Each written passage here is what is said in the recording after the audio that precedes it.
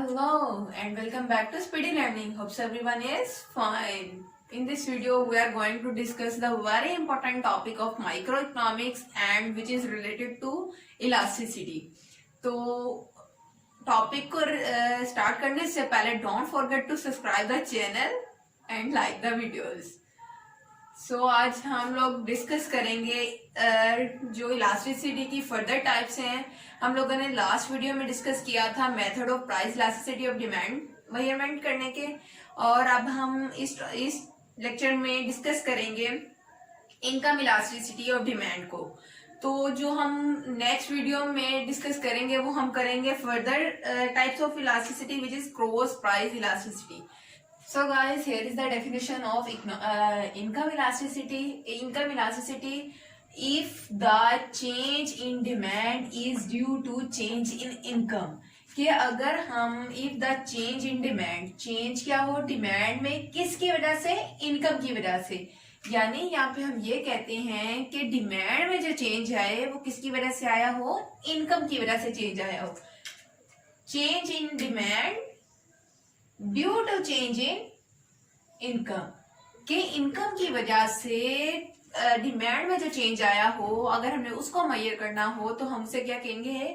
Income elasticity of demand. क्योंकि हम ये जानते हैं कि अगर जो किसी भी पर्सन की जब इनकम इंक्रीज होती है तो जो डिमांड है उसकी, तो वो जैसे वो पहले इंफीरियर गुड्स बाय कर रहा था क्योंकि उसकी इनकम लो थी. जैसे ही उसकी इनकम इंक्रीज हुई तो उसने इंफीरियर गुड से नॉर्मल गुड की तरफ मूव किया कि इंफीरियर गुड की उसने जो डिमांड थी उसकी डिक्रीज हो गई है. ऑन द अदर हैंड जो नॉर्मल गुड की उसकी डिमांड थी वो इंक्रीज हो गई है क्योंकि उसकी इनकम इंक्रीज हो गई है. इसी तरह हम इन केसेस को देखेंगे कि किस तरह इनकम के इंक्रीज होने से डिमांड इफेक्ट करती है, यानी डिमांड इंक्रीज होती है. तो यहाँ पे हम ये देखेंगे ratio of percentage change in demand for a commodity in response to a percentage change in income. के डिमांड में जो परसेंटेज चेंज आता है किसके रिस्पॉन्स की वजह से? इनकम के रिस्पॉन्स की वजह से. तो वो हमारे पास क्या होगा? Income elasticity. Price elasticity of demand is always negative, whereas कि जो प्राइस इलास्टिसिटी ऑफ डिमांड है ना वो हमेशा क्या होता है? नेगेटिव होती है. क्योंकि जैसे प्राइस किसी चीज की प्राइस इंक्रीज होती है, तो जब किसी चीज की प्राइसेस इंक्रीज होती है तो उसकी डिमांड क्या कर जाती है? डिक्रीज कर जाती है, फॉल हो जाती है. On the other hand income elasticity में बी नेगेटिव, पॉजिटिव और जीरो. हम सिर्फ प्राइस के केस में ये कहते हैं कि जब किसी चीज की प्राइस इंक्रीज होती है तो उसकी डिमांड ऑलवेज फॉल करती है और उसकी जो स्लोप होती है वो हमेशा नेगेटिव होती है. लेकिन in case of income elasticity हम ये कह सकते हैं जो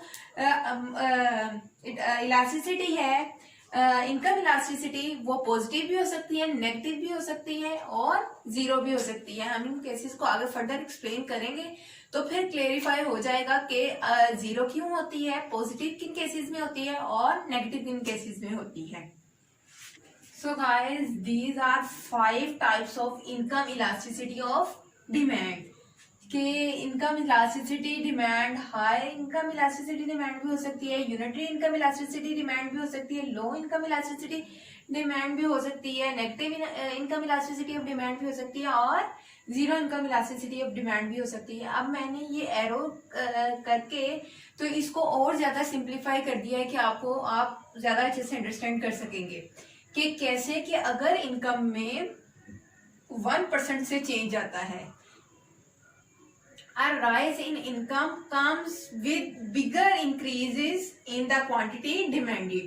कि अगर इनकम में लेट्स सपोज 1% से चेंज आता है तो डिमांड हमारी क्या होगी? 2% से इंक्रीज हो जाएगी. कि किसी पर्सन की अगर जो इनकम है वो इंक्रीज करती है तो उस पर्सन की वो कंज्यूमर जो क्वांटिटी 1% डिमांड कर रहा था वो अब क्वांटिटी कितने परसेंट डिमांड करेगा? 2%. तो वो हमारे पास क्या होगी? High income elasticity. अगर हम यूनिटरी की बात करें कि अगर इनकम में the rise in income is proportionate to the increase in quantity demanded. कि अगर हम बात करें कि अगर जो इंक्रीज इन इनकम है वो 1% है, then the increase of quantity demanded will be 1%, कि इनकम में अगर 1% चेंज आया तो क्वांटिटी डिमांडेड में भी क्या चेंज होगा, 1% चेंज होगा। तो वो हमारे पास क्या होगी, यूनिटरी इनकम इलास्टिसिटी। अगर हम लो इनकम की बात करें तो अगर हमारी इनकम इंक्रीज कर रही है कि income quantity demanded is the same even if income changes, कि अगर इनकम चेंज भी हो रही है लेकिन जो वो क्वांटिटी डिमांड की जा रही है वो, इसलिए ये मैंने इसको ये जिगजैग लाइन में शो किया है कि डिमांड में सिर्फ बहुत मिनिमम चेंज आएगा, कि अगर डिमांड की जा रही थी 1 तो 1.1 डिमांड की जाएगी, तो वो हमारे पास क्या होगी, लो इनकम इलास्टिसिटी। अगर हम जीरो इनकम इलास्टिसिटी की बात करें तो वो हमारे पास क्या होगी कि जैसे इनकम इंक्रीज कर रही है, इनकम के इंक्रीज करने की वजह से जो डिमांड हमारे पास क्या है, कांस्टेंट।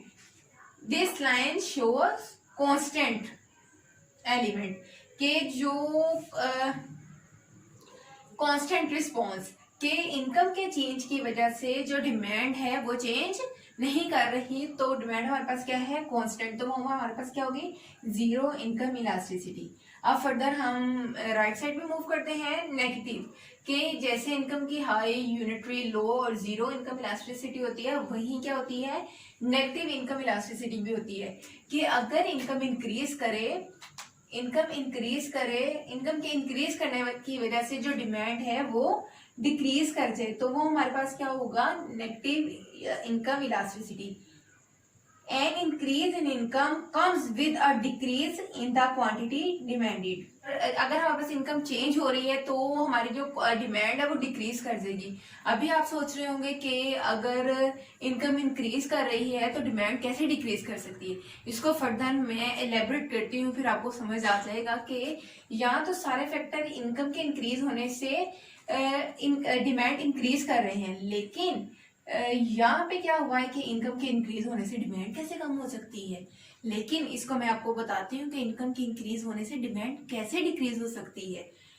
तो अगर हम इन की बात करें तो ये हमारे पास क्या होंगे, लग्जरी गुड्स इसमें ले लें हाई इनकम में।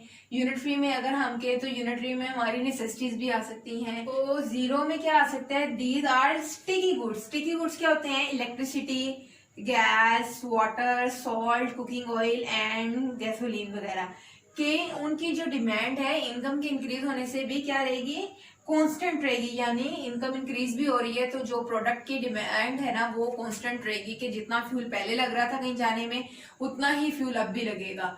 ठीक है, ये जो हमारे पास क्या होंगे, कुकिंग ऑयल जितना फूड में पहले यूज हो रहा था कुकिंग में उतना ही अब यूज हो रहा है, तो ये क्या हमारे पास होगी, जीरो इनकम इलास्टिसिटी।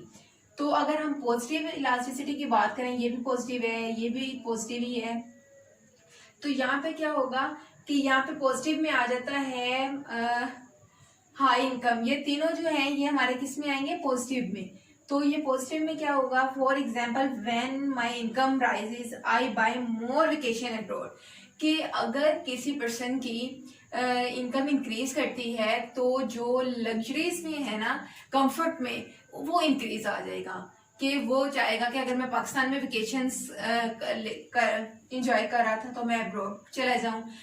तो इस वजह से जो इनकम में चेंज आने की वजह से जो डिमांड है वो इंक्रीज कर जाएगी। और नेगेटिव के केस में हम क्या कहेंगे, नेगेटिव के केस में हम कहेंगे नेगेटिव जो है ना वो रिलेट करता है इंफीरियर गुड्स के साथ, कि जब किसी पर्सन की इनकम इंक्रीज करती है, अगर वो पहले इंफीरियर गुड अफोर्ड कर रहा था, तो यानी इंफीरियर गुड वो होती हैं जो लो प्राइस कमोडिटीज होती हैं, गुड्स होती हैं। तो अगर किसी पर्सन की इनकम इंक्रीज कर देती है तो वो इंफीरियर गुड्स नहीं लेगा, वो नॉर्मल गुड की तरफ मूव करेगा, तो उसकी जो इनकम इलास्टिसिटी हमारे पास होगी वो हमारे पास होगी नेगेटिव इनकम इलास्टिसिटी। तो so guys, here is the formula of income elasticity. EI denote income elasticity. Income elasticity is equal to percentage change in quantity demanded due to percentage change in price। के quantity demand में जो change आएगा किसकी वजह से आएगा, due to change in income.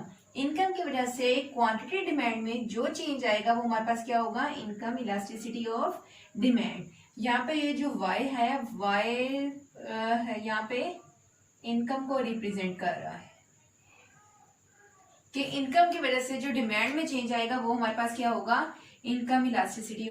So guys, this brings me to the end of this lesson. I will be back soon. Till then, take care. Allah Hafiz. Don't forget to subscribe the channel.